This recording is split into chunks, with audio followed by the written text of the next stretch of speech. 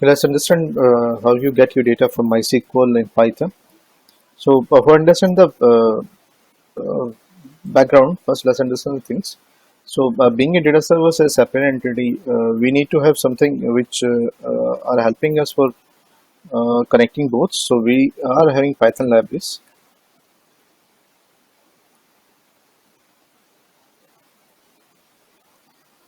Those are helping us for getting this connectivity done. So, as we are using currently MySQL. So that purpose we are having one library with us which we'll be going to use, that is py mysql. We'll be using this library for creating a bridge between your data server and Python. As Python doesn't know what SQL statement and SQL this database doesn't know the Python statement, so we need a bridge which is required to get the information flow from one side to other side. So in MySQL we are having different queries, like we are in select. I'll say I want to go get the all column from this candidate table. Let's take an example. So if I want to get the information available on this Python site, I need to have primarily few things which is required. First and foremost is your library, or I'll say library import. Next, I'm say I should have the IP address or machine name. Where is my data server is available? Then I definitely I look for username and password. After about 3, I'll go for the database, because in data servers we may have multiple databases, and then we have to specify this candidate table is belong to which database before I asking this query. Then after doing this statements, so then we do have our internal system available in Python, which help me to get the data read in this statements. So we are having plenty of functions available, like we are having connect, which we'll be using for making connection with your database. It's take first host name, then user, then it'll take password, then it take a database name.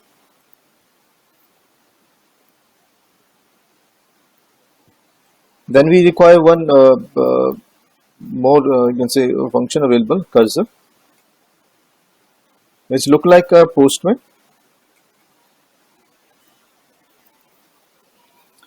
For getting the communication done between Python and your database server.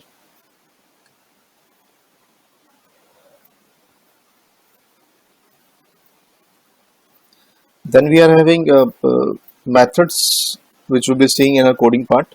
Let's go to the coding that I will try to utilize it.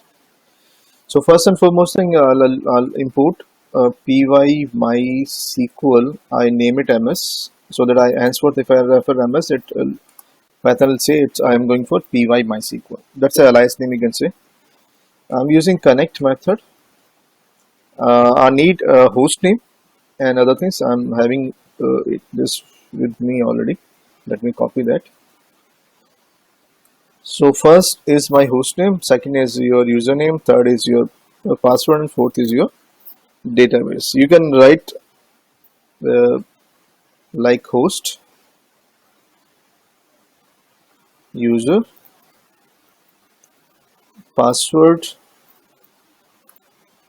database if needed. Otherwise, if sequence is same, so we needed to give in parameter name as we seen in the functions videos. So it validate your request. If connection is well good to go, you will get an instance of a connection. If you do any sort of correction error in connectivity, so it will give you error that connection is not available. So we have to make sure we test our connection beforehand. So once done, I'll go for I'm creating an instance of connection as DB. On DB, I'm creating a cursor, and henceforth I'll be referring as a CR. So CR would be responsible for my execution. So I'll ask him to execute a query which is nothing but a normal select asterisk from candidate. Candidate table name is C is capital, so we have to go as a capital one. So next I'll say after this execute method return me number of rows. So if you want to validate how many rows get affected with this query output, so let's say rows available message and I'll print and rows. See, it'll give you this table is carrying 64 rows. That's good to go. So I say that's okay, but I want to see the content. For seeing the content, we are having three methods which we can utilize. First one is fetch one. If you want to get only top one row to be visualized, so fetch one for getting top one row for visualization. Then if you say no, I'm looking for a few more rows, I'll say fetch many. It'll get me, let's take a 5. So it take me top n rows. Some duplications were there, no issue.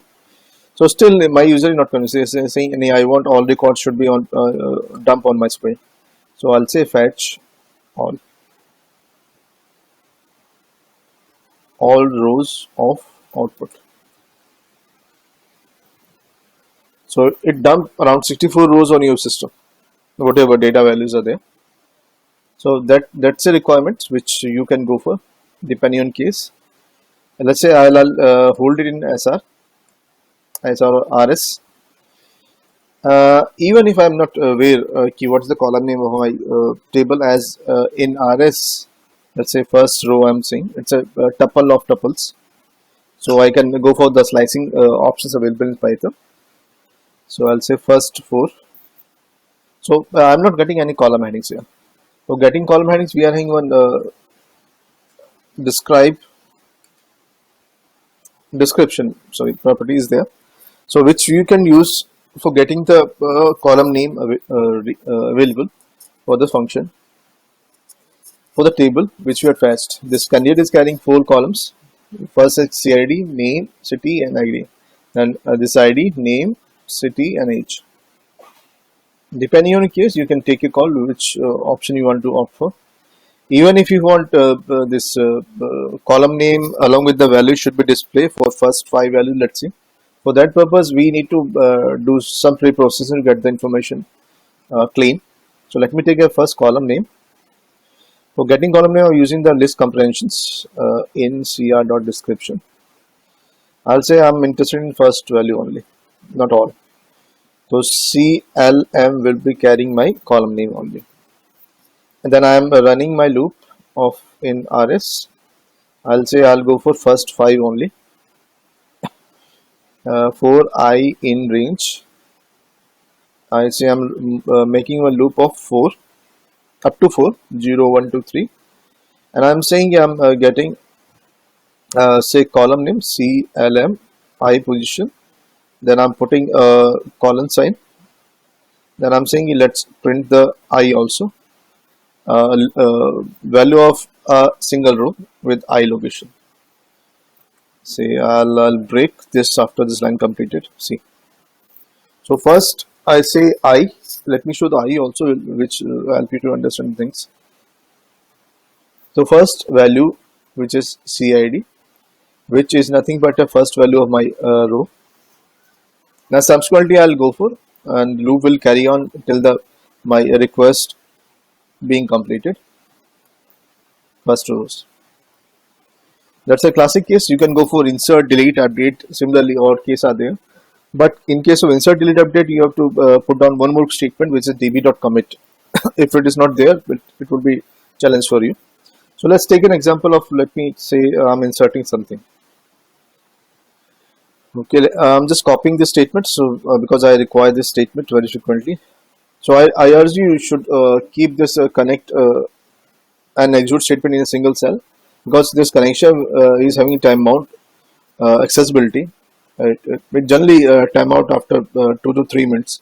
So while you are executing the things, you make sure that you are having connect and the execute statement in a single row.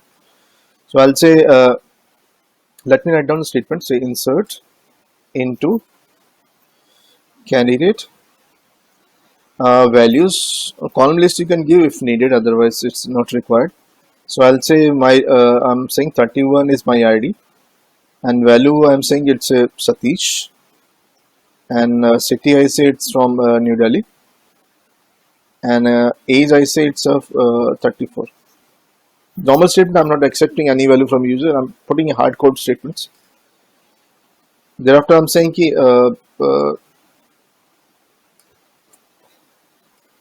CR fetch all we won't require. So let it be DB commit only.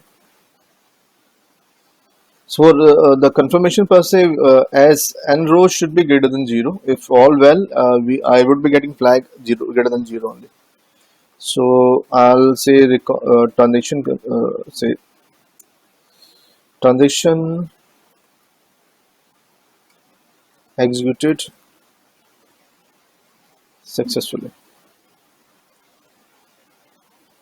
So for timing, let's take, if I don't do this commit, what happened? Done, it was there. So let me validate this whether I am having this data with me or not. So I'll say where CID equal to 31. Let's see, number of rows,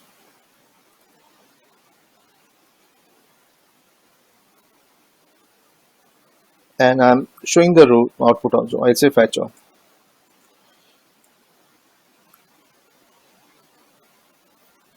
0 row. There is no entry with the ID number 31.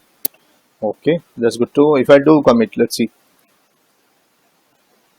Now see the value. So DB commit is required if you do any DML operations, which is delete, insert, and update. So wherever you do this insert, delete, update, you have to make sure that you do the commit. Otherwise, it will be difficult for you to keep the track whether transition done, because this till here we are not getting any information whether the insertion done or not. As all things went well, but still, if you don't do a DB commit, it will not save in your database. So I'll say I want to change this his location to, let's say, Agra only, or let's say Mumbai. Say update candidate set C city equal to, I'll say Mumbai. I'll say where CID equal to 31. Evenly I say commit. Transaction successful. It should be greater than 0. Otherwise, let's say if I do like this, say else, I'll say execute it rather than execute. I'll say not executed. That's it. So if I write any ID which is not available in database, so update statement would not be impacting your database. Therefore, I am saying let's have a validation available. Transaction 31 Mumbai. Transaction not executed. Why? So CID is there, no? Yes, it is there. Not executed. We have done something wrong or what? Update candidate set C city Mumbai where CID is 31. Let me see what is the rule. It's printing 0 rows. So update candidate is there. Yes, where CID is so in Mumbai. It is already been updated, but this flag is not there. I'll work out something. So if I change it to, let's say, Kolkata,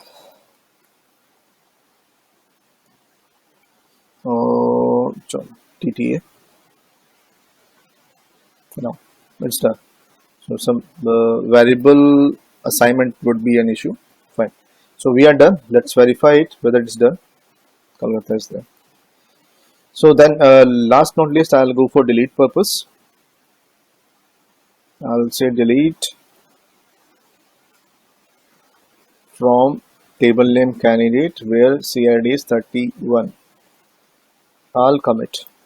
Execute successfully. Now let's verify. 0. All done. All good. So it's done. So we are done. We have seen this MySQL part. Similar operations available for MS SQL. Even this DB2 and MongoDBs are there. So similar operations are available. We can do the hands-on for other things also. Let's keep it till here.